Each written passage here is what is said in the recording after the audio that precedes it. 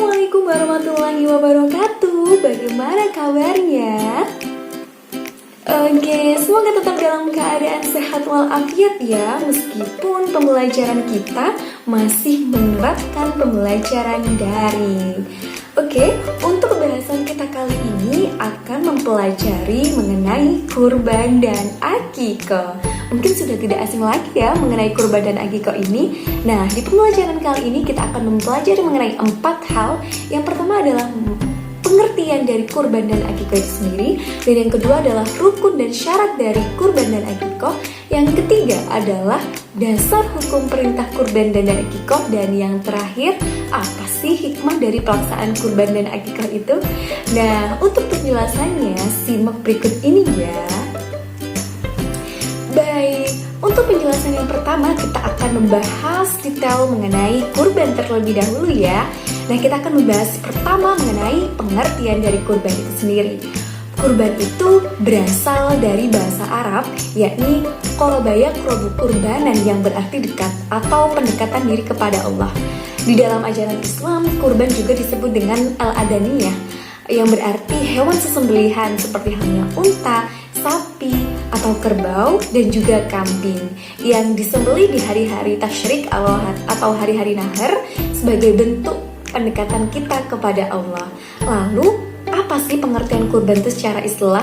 Secara istilah, pengertian kurban adalah binatang ternak yang disembelih di hari-hari nahar dengan niat mendekatkan diri kepada Allah dengan syarat-syarat tertentu sebagai bentuk amal ibadah yang dilakukan karena Allah. Maka tentunya kita perlu mengetahui dan memahami hukum serta tata cara pelaksanaannya dengan benar sesuai dengan ajaran Rasulullah SAW.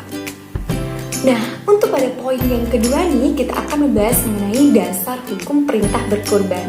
Dasar hukum perintah berkurban ini termaktub dalam Quran Surat Al-Kautsar ayat 2. Ya, mungkin teman-teman semuanya udah gak asing ya dengan surat terpendek di dalam Al-Quran ini. Nah, perintah berkurban ini termaktub dalam Quran Surat Al-Kautsar ayat 2. Mari kita baca. Bismillahirrahmanirrahim.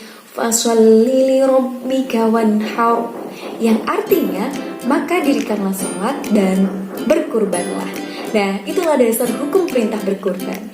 Hukum berkurban itu sendiri secara kesepakatan ulama itu ulama bersepakat dengan kurban ini, maka hukumnya adalah sunnah muakkad bagi orang yang mampu.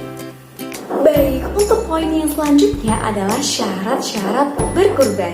Nah, syarat-syarat berkurban ini ada 4 hal. Yang pertama adalah syarat berkurban bagi orang Islam, lalu yang kedua syarat hewan kurban, lalu syarat pelaksanaan kurban, dan syarat pembagian daging kurban. Untuk syarat berkurban bagi orang Muslim tentunya dia Muslim, lalu merdeka, baligh, dan berakal sehat, lalu bermukim pada suatu tempat. Nah, kalau syarat dari hewan kurbannya sendiri merupakan hewan ternak ya, jelas seperti halnya sapi, unta, kambing, atau domba. Lalu hewannya sudah cukup umur. Kambing itu berumur 1 tahun atau lebih, sapi minimal berumur 2 tahun, dan unta minimal berumur 5 tahun. Lalu kondisi fisiknya juga sedang dalam keadaan prima, sehat, gemuk, tidak cacat, tidak pincang, dan juga tidak buta. Nah, untuk yang ketiga adalah syarat pelaksanaan dari kurban itu sendiri. Pemotongan hewan kurban itu dilaksanakan pada hari-hari nahar atau hari-hari tasyrik yang jatuh pada tanggal 11, 12, 13 Dzulhijjah. Lalu bagaimana dengan syarat pembagian daging kurban? Untuk syarat pembagian daging kurban itu sendiri, sepertiga daging kurban untuk orang yang berkurban, sepertiganya lagi dibagikan kepada orang fakir miskin, dan sepertiganya lagi dibagikan kepada orang-orang spesial atau orang-orang yang ingin dihadiahkan, seperti halnya kerabat dekat dan lain sebagainya. Nah, untuk pembahasan terakhir dari kurban itu sendiri adalah keutamaan dan hikmah dari berkurban. Keutamaan dan hikmah dari berkurban itu sangat banyak sekali ya, di mana keutamaan ini dijelaskan dalam hadis riwayat Al-Baihaqi yang berbunyi bahwasanya petesan darah hewan kurban akan memintakan ampun setiap dosa bagi orang yang berkurban itu sendiri. Begitu dahsyatnya keutamaannya. Lalu hikmah berkurban juga sangat banyak. Yang pertama adalah bentuk rasa syukur kita terhadap Allah atas anugerah kenikmatan yang sudah diberikan oleh Allah kepada kita. Lalu yang kedua adalah meraih ketakwaan di sisi Allah. Yang ketiga sebagai syiar Islam. Yang keempat berlatih untuk memerangi rasa bakhil. Yang kelima berlatih untuk menyantuni fakir miskin. Dan yang terakhir membunuh rasa untuk mementingkan diri sendiri. Itulah keutamaan dan hikmah dari berkurban. Nah, untuk penjelasan selanjutnya adalah mengenai akikah. Pengertian dari akikah itu sendiri berasal dari kata al-afu yang berarti memotong. Akikah secara harfiah itu sebutan bagi rambut di kepala bayi. Sebagaimana pendapat ini itu sama seperti pendapatnya para ulama yang mendefinisikan bahwa akikah itu rambut kepala bayi yang tumbuh semenjak ia di dalam kandungan. Sedangkan secara istilah, akikah adalah rangkaian kegiatan merayakan kelahiran anak dengan menyembelihkan hewan, bersamaan dengan mencukur rambut kepala anak, serta memberikan nama anak yang dilakukan pada hari ke-7 setelah kelahiran anak. Itu adalah pengertian dari akikah. Nah, yang kedua adalah dasar hukum dari perintah akikah itu sendiri. Dasar hukum perintah akikah itu termaktub dalam sabda Rasulullah SAW yang berbunyi, setiap bayi tergadai dengan akikahnya, disembelihkanlah kambing untuknya pada hari ke-7 dan diberikan nama. Itulah dasar hukum dari perintah akikah itu sendiri. Dan kalangan ulama itu menyepakati bahwa hukum dari akikah itu sendiri adalah sunnah muakkad bagi orang yang mampu. Nah, untuk syarat-syarat akikah ada 3 hal yang perlu saya jabarkan. Nah, pertama adalah syarat akan ketentuan waktu akikah. Yang kedua, syarat akan ketentuan kambing hewan akikah. Dan yang ketiga, syarat orang yang mengakikahi. Yang pertama adalah syarat akan ketentuan waktu akikah. Berdasarkan hadis riwayat Ahmad adalah berbunyi, anak-anak itu tergadai atau tertahan dengan akikahnya, maka disembelihkan hewan untuknya.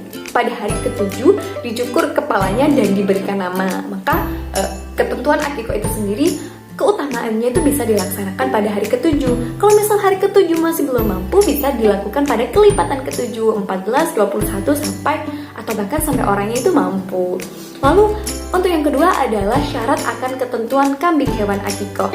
Nah, syarat akan ketentuan hewan akikah ini didasarkan pada hadis riwayat Ahmad, Al-Tirmidzi, Ibnu Majah juga, di mana ini disandarkan pada sabdanya Aisyah radhiyallahu anha. Beliau menyampaikan bayi laki-laki diakikahi dengan 2 kambing yang sama, dan bagi perempuan itu 1 kambing. Lalu syarat akan orang yang mengakikahi tentunya muslim, merdeka, baligh, dan berakal serta mampu. Itulah syarat-syarat dari akikah. Nah, untuk yang terakhir dari pembahasan kita kali ini adalah mengenai tujuan dan hikmah dari akikah itu sendiri. Tujuan dari akikah itu sendiri adalah memberikan perlindungan kepada si anak yang baru lahir dari godaan setan. Lalu hikmahnya adalah akikah merupakan suatu pengorbanan yang akan mendekatkan anak kepada Allah saat pertama kali ia menghirup udara. Dan yang kedua adalah akikah merupakan tebusan bagi anak dari berbagai musibah. Lalu yang ketiga sebagai pembayaran hutang agar anak kelak di akhirat itu dapat memberikan syafaat kepada orang tuanya. Itulah hikmah dari akikah. Nah, itulah pembahasan kita mengenai kurban dan akikah. Jangan lupa ya, teman-teman juga mengisi beberapa pertanyaan mengenai diskusi kita kali ini. Pemaparan yang sudah dijelaskan di Sevima Link. Jadi teman-teman nanti bisa membuka Sevima Link. Di situ sudah ada beberapa poin-poin kuis atau soal yang sudah kami sediakan di Sevima Link. Mungkin itu saja yang bisa saya sampaikan dan jelaskan. Kurang lebihnya mohon maaf apabila ada kata-kata yang salah. Mohon maaf ya. Semoga kita next bertemu dengan pembelajaran secara offline. Kurang lebihnya mohon maaf. Wassalamualaikum warahmatullahi wabarakatuh.